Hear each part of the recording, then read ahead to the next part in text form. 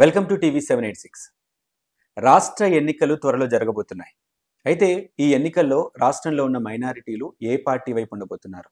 గత 5 ఏళ్లలో రాష్ట్ర ప్రభుత్వం మైనారిటీల సంక్షేమానికి ఎలాంటి పనులు చేసింది? ఇక మీదట ఎలాంటి పనులు చేయబోతుంది? మైనారిటీలు అధికార పక్షం వైపు ఉన్నారా, లేదంటే ప్రతిపక్షాల వైపు మొగ్గు చూపిస్తున్నారా? ఇలాంటి ఆసక్తికర అంశాలు మనతో మాట్లాడడానికి వైఎస్ జగన్మోహన్ రెడ్డి గారికి అత్యంత సన్నిహితులు, అలాగే ఏపీ హజ్ కమిటీ చైర్మన్ బిఎస్ గౌజుల్ ఆజం గారు మనతో పాటు ఉన్నారు. సార్తో మాట్లాడదాం, తాజా రాజకీయ పరిణామాల గురించి మాట్లాడదాం. నమస్తే సార్. సార్, మీరు వైఎస్ జగన్మోహన్ రెడ్డి గారి ఫ్యామిలీకి అలాగే ఆ పార్టీకి చాలా సన్నిహితులు. ఒక రకంగా చెప్పాలంటే జగన్మోహన్ రెడ్డి గారితో చాలా చిన్నప్పటి నుంచి మీకు అసోసియేషన్ ఉంది.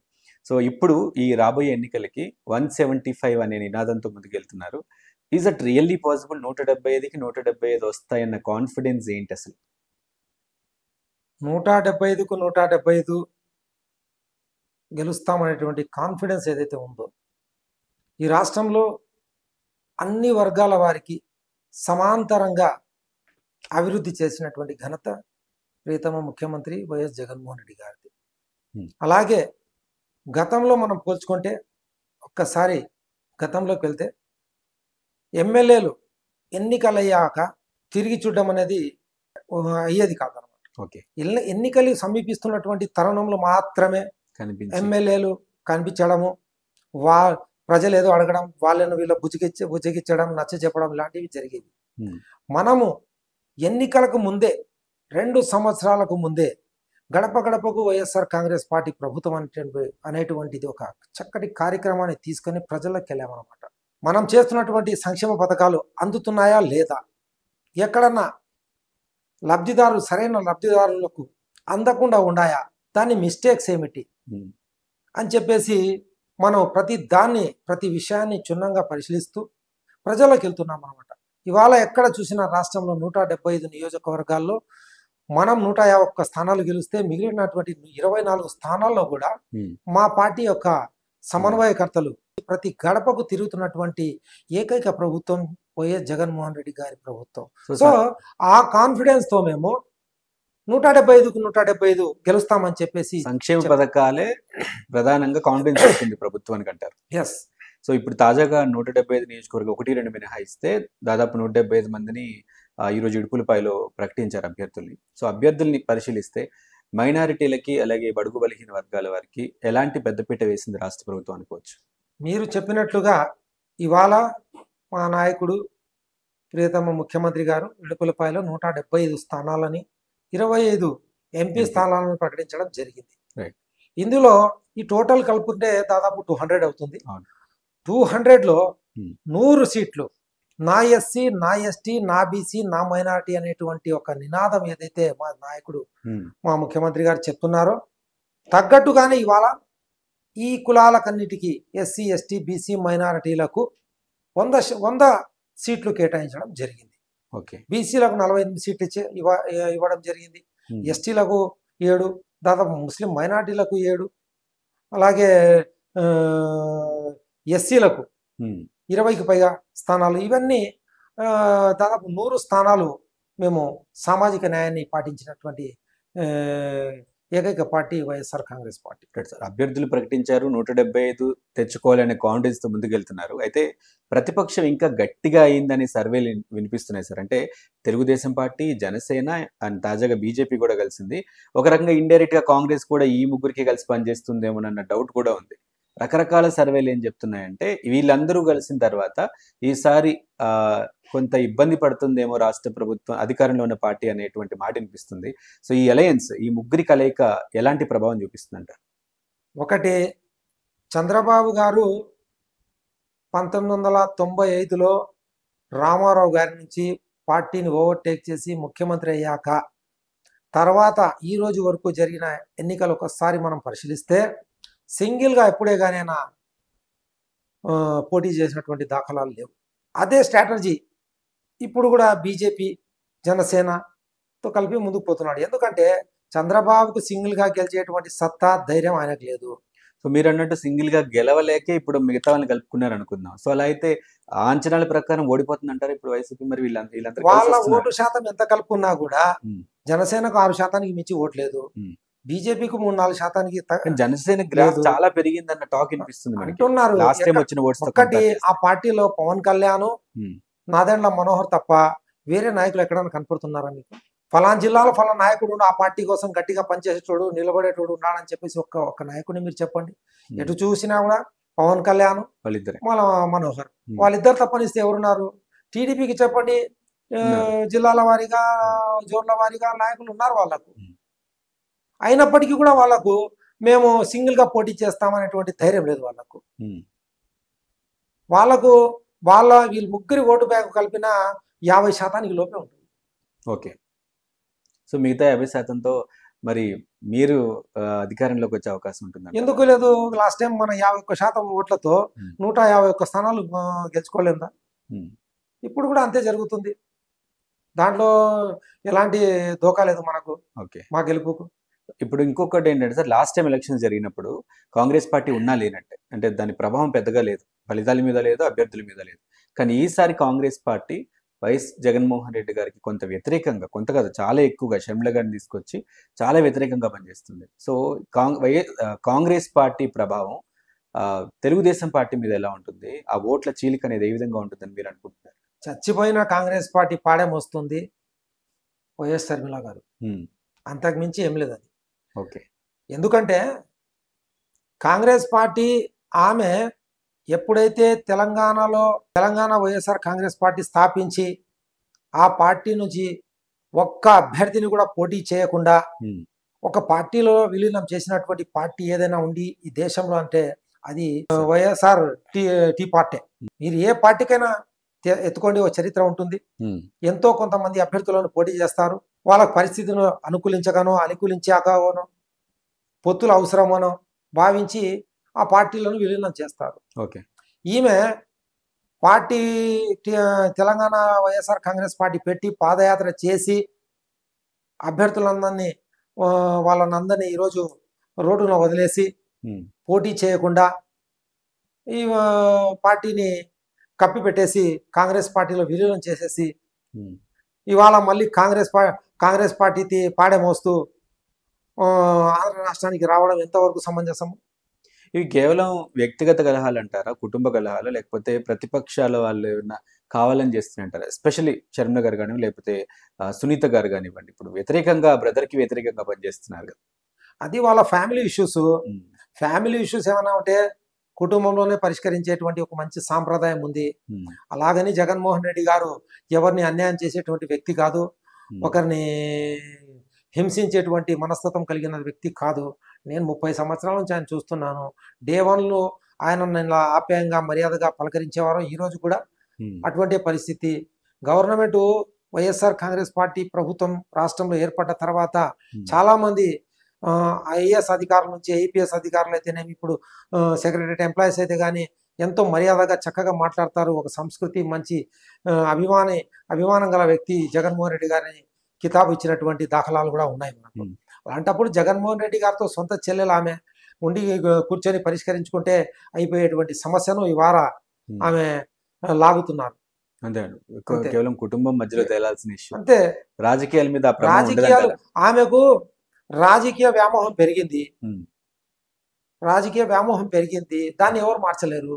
సో దానికి ఆమెకు ఓ పార్టీ కావాలా, పార్టీ పెట్టింది, పార్టీ విలీనం చేసింది, ఇంకా కాంగ్రెస్ పార్టీ పంచన చేరినారు. సరే సార్, ఇప్పుడు ఇన్ఛార్జెస్ విషయానికి వస్తే గవర్నమెంట్ ఉద్యోగస్తుల్ని బదిలీ చేసినట్టుగా ఒక ప్రాంత ఇన్ఛార్జ్ని ఇంకో ప్రాంతానికి, లేదంటే ఒక చోట కంటెస్ట్ చేసిన అభ్యర్థిని ఇంకో చోట కంటెస్ట్ చేయడానికి, ఇలాంటి మార్పు అది ఒక కొత్త చరిత్రను సృష్టించబోతుందంటారా, లేదంటే నట్రప్లాప్ అయ్యే ప్రమాదం ఏముందంటారా? ఎస్, అది ఖచ్చితంగా ఒక కొత్త చరిత్రే. ఒక సామాజిక వర్గానికి చెందిన వ్యక్తి మార్చింది ఎవరినైతే మార్చామో ఇక్కడ కంటే అక్కడ ఆ సామాజిక వర్గం ఓట్లు మెరుగ్గా ఉన్నాయి అని భావించిన చోటే వాళ్లకు ఆ స్థానాలు కేటాయించడం జరిగిందన్నమాట. కానీ సార్, మనకి చాలా రూరల్ ఏరియాస్కి వెళ్ళి గమనిస్తే అక్కడ అందుబాటులో ఉన్న అభ్యర్థిని చూసి ఓట్లేస్తారు, కానీ వేరే కొత్త పర్సన్ తీసుకొస్తే అతను ఎవరో ముక్కు మొహం తెలియదు, మనం ఎలా నమ్మాలి అనేటువంటి క్యాలిక్యులేషన్ కూడా ఉంటుంది. ఇది అసలు వర్కౌట్ అవుతుందంటారా రూరల్ ఏరియాస్లో? ఖచ్చితంగా వర్కౌట్ అవుతుంది. ఎందుకంటే ఒకటి జగన్మోహన్ రెడ్డి గారు ఫేస్ వాల్యూ, రెండు జగన్మోహన్ రెడ్డి గారి పరిపాలన, ఆయన చేస్తున్నటువంటి అభివృద్ధి, దానికి తోడు ఈ వ్యక్తులు ఏమన్నా కొత్త క్యాండిడేట్లా అంటే కాదు, ఒక చోట ఎమ్మెల్యేలుగా మినిస్టర్గా రాష్ట్రంలో అందరికీ తెలిసిన వ్యక్తులనే. అట్ ద సేమ్ టైం వాళ్ళ సామాజిక వర్గం ఎక్కువ ఉంది అక్కడ, ఆ వర్గానికి న్యాయం చేయాలనేటువంటి భావంతో వాళ్ళను అక్కడ పెట్టడం జరిగింది. మాకు ఆ పని చంద్రబాబు ఎందుకు చేయలేకపోయినారు? చంద్రబాబుకు ఆ దమ్ము ధైర్యం లేదు. మాకుంది. ఎక్కడైనా మా నాయకుడు పెట్టినటువంటి వ్యక్తులు గెలుస్తారు, మేము ఎంతసేపు ఉన్నా కూడా ప్రజా సంక్షేమం కోరుకున్నామనేది మాకు కాన్ఫిడెన్స్ ఉంది. మీరు హస్ కమిటీ చైర్మన్ గా చేస్తున్నారు లాస్ట్ 2.5 years 3 years నుంచి. సో మీరు ఎక్కువగా మీ రెస్పాన్సిబిలిటీస్ రోల్స్ కాకుండా ఎక్కువగా పార్టీని భుజాల మీద వేసుకొని నడుస్తున్నారేమో అనిపిస్తుంది అనేటువంటి వాదన ఎక్కువ వినిపిస్తూ ఉంటుంది. మీరు ఎందుకు అంత స్పెషల్ ఇంట్రెస్ట్ పార్టీ వ్యవహారాలను చూపిస్తున్నారు? పార్టీ వ్యవహారాలు అంటే ముందు నుంచి పార్టీకి సంబంధించిన విషయాలన్నీ, నేను ఒక మైనార్టీ వ్యక్తిని అయినప్పటికీ, మైనార్టీ కేటగిరీకి సంబంధించిన ఒక పోస్టు నన్ను ఇచ్చినప్పటికీ, నేను ముందు నుంచి జనరల్గా ఎప్పుడు కూడా నాకు కేవలం ఒక మైనారిటీలే కాదు, ఎస్సీలు, ఎస్టీలు, బీసీలు, మైనారిటీలు అన్ని వర్గాలకు చెందిన వాళ్ళందరూ నాతో ఆల్మోస్ట్ ఆల్ కాంగ్రెస్ పార్టీలో ఉన్నప్పటి నుంచి మంచి పరిచయాలు, ఒక మంచి అనుబంధం ఉందన్నమాట. దానికి సంబంధించి ఏ సమస్య వచ్చినా కూడా నేను కేవలం జగన్మోహన్ రెడ్డి గారి దృష్టికి ఒక మైనారిటీ ఇష్యూనే కాదు, ఏ సమస్య జనరల్గా వచ్చినా కూడా ఆ సమస్యలు డే 1 నుంచి పెడుతున్నాను. ఇప్పుడు అదే అలవాటుతో నేను ముందుకు వెళ్తున్నాను. అంటే ఏదన్నా ఒక మంచి పదవి కానీ లేకపోతే ఒక ప్లేస్ లో ఉండాలని కానీ పార్టీలో మీకు ఉందా? అంటే ఇంత కష్టపడుతున్నారు కదా. అలా అంటే ఏం లేదు. నేను దాదాపు నా రాజకీయ జీవితం 35 సంవత్సరాలు అయింది. 35 సంవత్సరాల తర్వాత ఈ రోజు నాకు పార్టీలో ఒక పదవి వచ్చింది. నేను ఎప్పుడో గతంలో మాకు రాజశేఖర రెడ్డి గారితో ఉన్నటువంటి చనువు అయితేనేమి, అవన్నీ మేము ఆలోచించుకుని ఉంటే పదవులు అనేటివి ఎప్పుడో వచ్చేటి మనకు. ఎప్పుడు దాని గురించి ఆలోచించుకోలే. మన దగ్గరికి ఎవరైనా వచ్చినాడా, అతనికి ఏదైనా మంచి చేసినామా లేదా అనేది ఆలోచించినాం. కానీ మనము పదవుల కోసం ఎప్పుడు వెంపరాలేదు.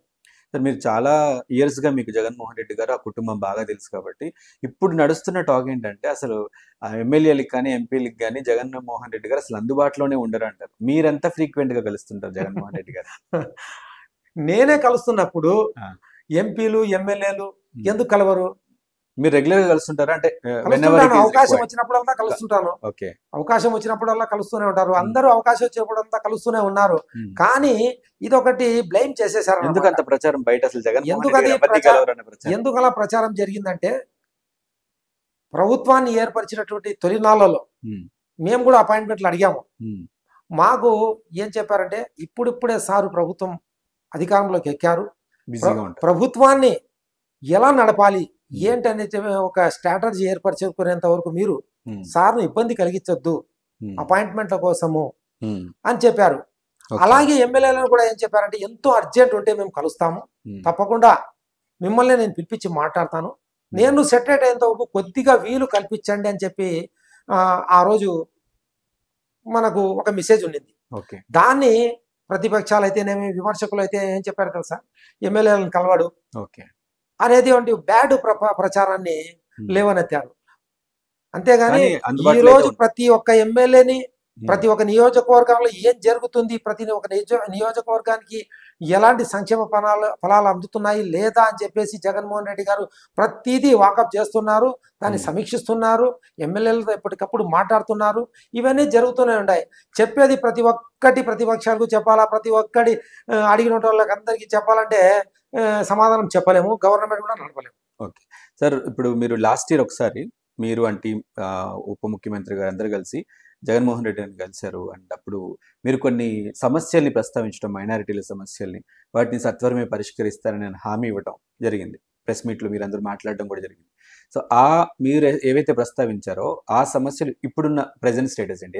ఎన్ని పరిష్కారం అయ్యే దిశగా? పరిష్కారం అంటే ఆ రోజు మేము ముఖ్యమంత్రి గారిని, నేను డిప్యూటీ సీఎం గారు కలిసింది మా హజ్ కమిటీకి సమస్య ఉన్నది. ఒకటి, హజ్ మక్కా యాత్రకి వెళ్ళేటువంటి యాత్రికులు ఫస్ట్ టైం విజయవాడ నుంచి బయలుదేరుతున్నారు, వాళ్ళ పైన కొత్త ఎంబార్గేషన్ పాయింట్ వల్ల 80,000 రూపాయలు బర్డన్ పడి దానికి కేంద్రానికి మేము అప్పీల్ చేసాము, కేంద్ర మంత్రితో కలిసాము. అందరితో కలిసిన తర్వాత వాళ్ళు చేతులు ఎత్తేసినటువంటి తరుణంలో నేను డిప్యూటీ సీఎం గారు పోయి సీఎం గారిని కలిసి దాదాపు 14-15 కోట్లు అవుతుందంటే కనుక ఆయన ఇమీడియట్గా దాన్ని రిలీజ్ చేయడం జరిగింది. అది 24 గంటలు ఆయన జీవో పాస్ చేసి 48 గంటల్లో వాళ్ళ ఐడిని జనరేట్ చేసి నేరుగా వాళ్ళ ఖాతాలో వేసినాము. ఆ సమస్యలే మాట్లాడాము. ఇంకా మిగతా ఏదన్నా సమస్యలు ఉన్నప్పుడు కూడా ఎప్పటికప్పుడు మైనారిటీ సమస్యలు పరిష్కరిస్తూనే వస్తున్నారు. చంద్రబాబు నాయుడు గారు గవర్నమెంట్ ఉన్నప్పుడు కడపలో హజ్ హౌస్ అనేది కన్స్ట్రక్ట్ చేయడం జరిగింది. ఇప్పుడు అది అసలు సరిగా ప్రాపర్గా యూజ్ చేసుకోకుండా అయిపోయిందని కడపలో ఉండే టీడీపీ వాళ్ళు ఎప్పుడు అవకాశం దొరికితే అప్పుడు మాట్లాడుతున్నారు. వాస్తవంగా ఒక బిల్డింగ్ కంప్లీట్ అయిన తర్వాత పెయింట్ వేస్తారా, కంప్లీట్ కాకుండానే పెయింట్ వేస్తారా? ఒక ఇల్లు కట్టామనుకో ముందే వేసేసారంటారా? ఇప్పుడు చెప్పండి, సమాధానంగా చెప్పండి. ఒక బిల్డింగ్ కానీ ఒక ఇండ్లు కానీ ఏదైనా కడుతుంటే మొత్తం అంత పనంతా అయిపోయిన తర్వాతనే వాళ్ళకి పెయింట్ చేసి ఓపెన్ చేస్తారా, గృహప్రవేశం చేస్తారా, లేకుండా ముందే ప్రవేశం చేస్తారా? అంత కంప్లీట్ కదా. మీరు హజ్ హౌస్ ఒకసారి పరిశీలిస్తే మీకు తెలుస్తుంది. 2 ఫ్లోర్లకు కంప్లీట్ చేశారు. 3rd, 4th, 5th ఫ్లోర్లు ఇన్కంప్లీట్. ఫ్లోరింగ్ లేదు అక్కడ, వైరింగ్ లేదు అక్కడ, శానిటైజేషన్ లేదు అక్కడ, ఏ విండోస్ లేవు అక్కడ, తలుపులు లేవు, ఏమీ కానీ లేవు. లేకుండా ఓపెన్ చేశారు. అప్పట్లో ఆగమేఘాల మీద హజ్ హౌస్ ను బయట నుంచి చూస్తే పెయింట్ వేసేసి ఓపెన్ చేసేసారు వాళ్ళు. నేను కూడా అలాగే అనుకున్నాను. కొత్తగా నేను చైర్మన్ అయిన తరుణంలో ఎందుకో జగన్మోహన్ రెడ్డి గారు దీని మీద ఇంట్రెస్ట్ తీసుకోవడం లేదు. ఒకసారి సీఎం గారిని కలిసినప్పుడు ఇది ఆయన దృష్టికి తీసుకెళ్ళాలి. బిల్డింగ్ అయితే మొత్తం కంప్లీట్ అయిపోయింది. గ్రౌండ్ లో అవుట్ సైడ్ లో ఉండేటువంటి చెట్లు మొలిచాయి, అక్కడ అప్ అండ్ డౌన్స్ ఉన్నాయి, రోడ్లు ఫార్మేషన్ కాలేదు. ఈ కొద్ది పని కోసం మనం ఎందుకు టీడీపీ వాళ్ళతో అబాసు పాలు కావాలి అని చెప్పేసి అనుకున్నాం. మొత్తం ఒక టీంకి అప్పచెప్పేసి గవర్నమెంట్ కు సంబంధించిన ఒక సంస్థకు అప్పచెప్పేసి మొత్తం ఎస్టిమేషన్ వేయండి అని చెప్తే దాదాపు 12 కోట్ల రూపాయల ఎస్టిమేషన్ వేశారు వాళ్ళు.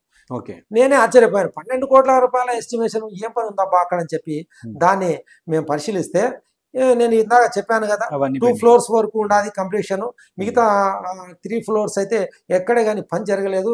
ఏంది ఆశ్చర్యపోయాను నేను. దాంట్లో పావురాలు చేరి అసలు పాములు చేరి అది ఎలా ఉందంటే భూత్ బంగ్లా మాదిరి ఉంది. అలాంటి బిల్డింగ్ ను వాళ్ళు ఓపెన్ చేసినారంటే వాళ్ళ విఘ్నతకే వదిలేస్తున్నాం.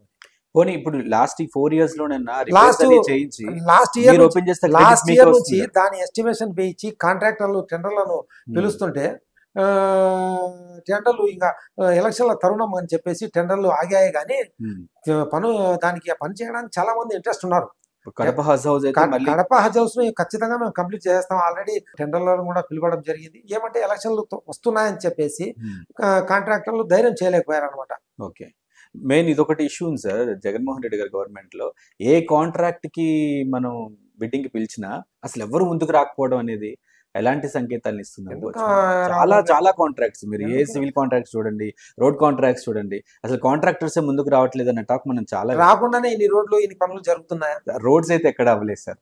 రోడ్లు విషయానికి వస్తే స్టేట్ గవర్నమెంట్ లో చాలా రోడ్లు చాలా దారుణంగానే ఉన్నాయి. అంటే మన రాష్ట్రంలో కొన్ని ప్రాంతాల్లో రోడ్లు దాదాపు తెలుగుదేశం పార్టీ గవర్నమెంట్ లో 5 సంవత్సరాల ఆయన పాలనలో రోడ్లకు అసలు మరమ్మతులు కానీ రోడ్లను కానీ పట్టించుకున్నటువంటి దాఖలాలు. మన పరిపాలన వచ్చిన తర్వాత ఎక్కువ వర్షాలు పడడం వల్ల రోడ్లు చెడిపోయాయి తప్ప పడ్డా కూడా ఇప్పుడు రోడ్ల మరమ్మతులు అనేవి ఎప్పుడు చేయాల్సిన ప్రాసెసే కదా సార్. వర్షాలు పడ్డా హెవీ లోడ్స్ తిరిగిన రోడ్లు పాడవుతాయి, ఖచ్చితంగా రిపేర్లు అనేవి జరగాలి. కానీ అవి జరగలేదు, జరుగుతూనే ఉన్నాయి. జరుగుతున్నాయి. మీరు నోటీసులు లేదేమో కానీ మీరు ఒక్కసారి చూస్తే తెలుస్తుంది. అక్కడక్కడ అరకొర పనులు ఉన్నాయి, 100% కంప్లీట్ కాలేదు కానీ అరకొరగా మిగిలి ఉన్నాయి. అవి కూడా ఇంకా లాస్ట్ మూమెంట్ వచ్చింది కాబట్టి ఇప్పుడు ఏం చేయలేని పరిస్థితి. ఎలక్షన్ల కోడ్ కూడా వచ్చేసింది. నెక్స్ట్ మన గవర్నమెంట్ వస్తుంది, ఖచ్చితంగా ఈ రాష్ట్రంలోని అన్ని హైవేలకు టచ్ అయ్యేటువంటి అన్ని రోడ్లు పల్లెల నుంచి పట్టణాల వరకు ప్రతిదీ డెవలప్ అవుతుందని చెప్పేసి మేము అనుకుంటున్నాం. ఇప్పుడు ఈ ఎలక్షన్స్ లో మీరు ఒక మైనారిటీస్ తరపు నుంచి ఒక స్టార్ క్యాంపెయినర్ గా పనిచేస్తారని ఎక్స్పెక్ట్ చేయొచ్చా? అంటే అలాంటి ఒక బాధ్యతని పార్టీ మీ మీద పెడుతుందా, లేదా మీరే భుజానికి ఎత్తుకుంటున్నారా? ఎలా పని చేయబోతున్నారు? అలాంటి ఏం లేదు, నేనేం భుజానికి ఎత్తుకోవడం లేదు. ఖచ్చితంగా భుజాన్ని ఎత్తుకొని పని చేస్తాను. ఎందుకు చేస్తానంటే నాకు జగన్మోహన్ రెడ్డి గారంటే విపరీతమైనటువంటి అభిమానం. ఆ పార్టీ ఆయనది కాదు నాదని నేను భావిస్తాను కాబట్టి, మనందరిది అని భావిస్తాను కాబట్టి నేను మా నాయకుడి కోసం భుజాలు ఎత్తుకుని అయినా చేస్తాను, దానికి ఏం ఇబ్బంది లేదు. కాకపోతే స్టార్ క్యాంపెయినరా కాదా అని చెప్పేసి అది పార్టీ నిర్ణయిస్తుంది. పార్టీ మీరైతే రెడీగా ఉన్నారు? నేనైతే రెడీగా ఉన్నాను ఆల్రెడీ. ఇప్పటికే నాకు దాదాపు ఒక 10 నియోజకవర్గాల నుంచి మీరు రావాలని చెప్పేసి కూడా, ప్రచారానికి రావాలని చెప్పేసి కూడా కోరడం జరిగింది. అది కూడా నేను అధిష్టానం దృష్టిలోనే పెట్టుకున్నాను. నేను నా సొంతంగా నేను వెళ్ళాలని నిర్ణయించుకోలేదు. అధిష్టానం దృష్టికి తీసుకెళ్లాను. నేను ఎక్కడెక్కడ నన్ను పిలుస్తున్నారు, రమ్మని చెప్తున్నారు అనేది అదంతా ఒక రాతపూర్వకంగా రాసి ఇచ్చాను. పార్టీ డిసైడ్ చేస్తుంది. పార్టీ డిసైడ్ చేసిన తర్వాత మనం ఏం చేయాలనేది అప్పుడు నిర్ణయిస్తాం. ఓకే. ముఖ్యంగా మైనారిటీలకి లాస్ట్ 4.5 years ఈ టెన్యూర్లో జగన్మోహన్ రెడ్డి గారు మైనారిటీలకి ఎక్స్క్లూజివ్గా చేసిన పనులు ఏంటి అంటే, ఇప్పుడు రేపు పొద్దున్న ఎలక్షన్స్ ముందు మనం ప్రజలకి చెప్పాలి అంటే ఈ పనులు చేశారు అని మీరేం చెప్తారు? తెలుగుదేశం పార్టీ కంటే 10 రెట్లు ఎక్కువ చేశాం మనం. తెలుగుదేశం పార్టీ 2014 నుంచి 2019 వరకు పరిపాలిస్తే ఒకే ఒక్క మంత్రి, అది కూడా 4.5 years తర్వాత నంద్యాల ఎలక్షన్ దృష్టిలో పెట్టుకొని ఇవ్వడం జరిగింది వాళ్ళ హయాంలో. ఈ 5 సంవత్సరాల పరిపాలనలో వాళ్ళు దాదాపు 2,665 కోట్లు మాత్రమే ముస్లిం మైనారిటీల సంక్షేమం కోసం వెచ్చించారు. మా పార్టీ అధికారంలో వచ్చిన తర్వాత దాదాపు 23,176 కోట్ల రూపాయలను మనము సంక్షేమం కోసం, ముస్లిం మైనారిటీల కోసం వెచ్చించడం జరిగింది. మీరు ఇవాళ చూసుకుంటే కనుక అమ్మఒడికి కానివ్వండి, జగనన్న విద్యా దీవెన కానివ్వండి, వసతి దీవెన కానివ్వండి, చేయూత కానివ్వండి, గృహ నిర్మాణాలకు కానివ్వండి, రైతు భరోసా కానివ్వండి, ఇలాంటి చేంతాడంట ఉన్నాయన్నమాట. మనము ముస్లింలకు ఏం చేసామనడానికి, ఎంతమంది ఏ పథకం కింద ఎంతమంది లబ్ధి పొందారని చెప్పడానికి కూడా ఒక మన దగ్గర క్లారిటీ ఉంది. సో దాని ప్రకారం ఎత్తుకుంటే దాదాపు నేను ఈరోజు దాని మొత్తం క్లారిటీ చూసుకుంటే, మీరు వస్తారని కాదు, నేను ప్రిపేర్ అవ్వడానికి చూసుకుంటే 50,07,000 సంథింగ్ మందికి లబ్ధి చేకూరినటువంటి ఏకైక party YSR Congress. More than 50 lakhs. మనము ఇది 1-to-1 క్లారిటీగా మన దగ్గర డేటా ఉంది.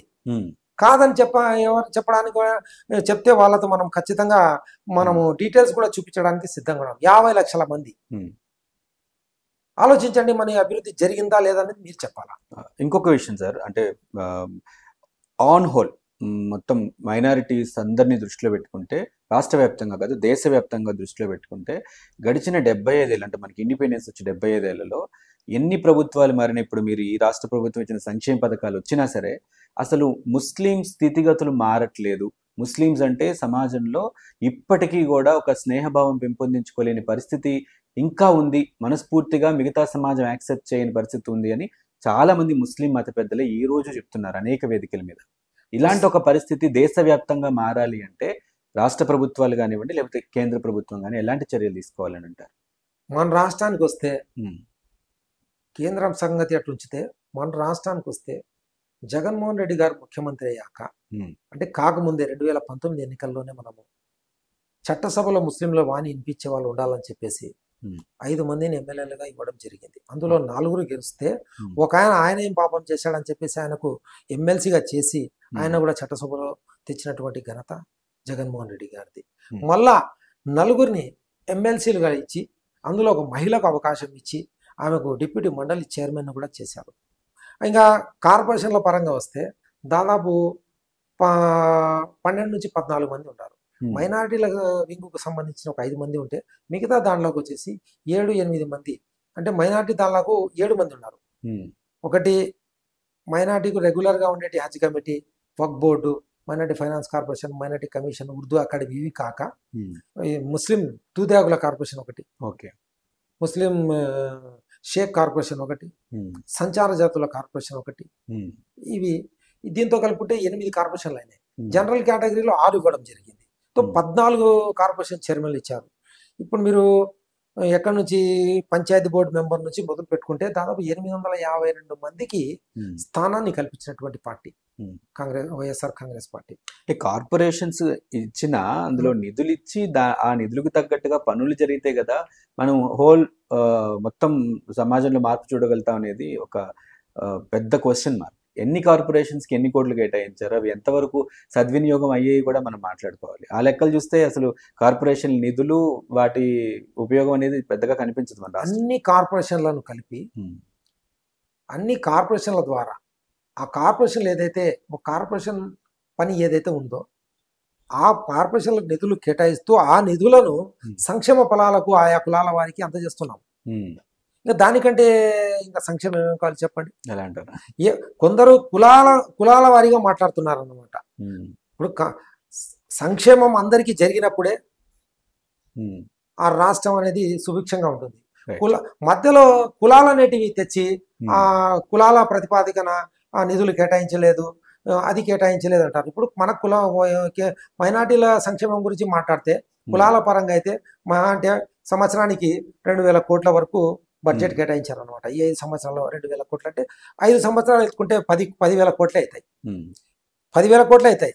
10 కోట్ల నిధులు మనం మైనార్టీ సంక్షేమానికి వెచ్చించినప్పుడు బడ్జెట్లో కేటాయించినప్పుడు ఆ 10,000 కోట్లు కాక అడిషనల్గా ఇంకా 13,000 కోట్లు ఇచ్చి 23,000 కోట్లు అదనంగా ముఖ్యమంత్రి గారు ఆ సమాజానికి మేలు చేస్తున్నారంటే అదే విధంగా అన్ని సమాజాలకు మేలు జరుగుతుంది అన్నమాట. సంక్షేమ పథకాల ద్వారా పొందే లబ్ధే ఎక్కువ మొత్తంలో ప్రజలకు చేరుతుందని మీరు అంటే. మాకు మైనార్టీల కోసం సంవత్సరానికి 2,000 చొప్పున ఇచ్చినా కూడా అదే 5 సంవత్సరాలు 10,000 కోట్లే అవుతుంది కదా. అంతకంటే ఎక్కువ ఇస్తున్నారు కదా, 23,000 కోట్లు ఇచ్చారు కదా.